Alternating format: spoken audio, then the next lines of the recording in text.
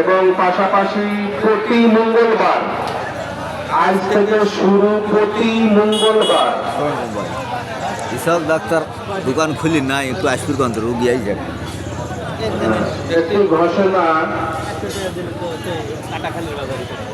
Ishaq doctor ভাই, আপনি যেখানে থাকেন আপনার চেম্বারে যান, আপনার চেম্বারে রোগী অপেক্ষা করতেছে।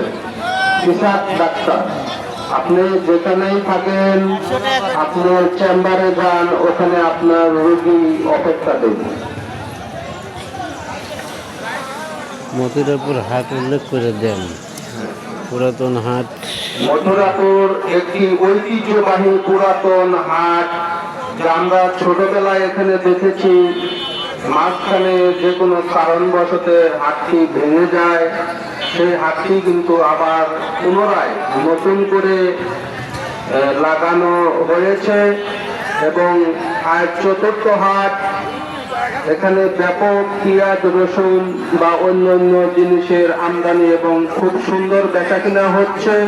আগামীতেও এর চাইতে এবং ভালো সুন্দর বেচাকিনা ইনশাল্লাহ হবে।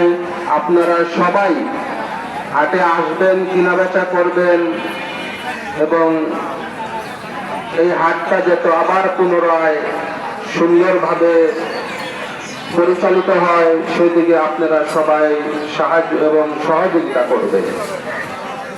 এবং পাশাপাশি আপনারা অবগত আছেন যে আমাদের মথুরাপুর এলাকায় অনেক কলার ব্যাপারী, সেই কথা চিন্তা করে হাট মালিক কর্তৃপক্ষ এখানে কলার হাট লাগাবে, কিন্তু সেই বিষয়টা আমরা পরবর্তী ঘোষণা জানিয়ে দেব যে কবে থেকে এখানে কলার হাট লাগবে। আপনারা সবাই সবকিছু এখানে নিয়ে আসবেন, বিক্রি করবেন এবং নিরাপদে ঘরে ফিরে যাবেন।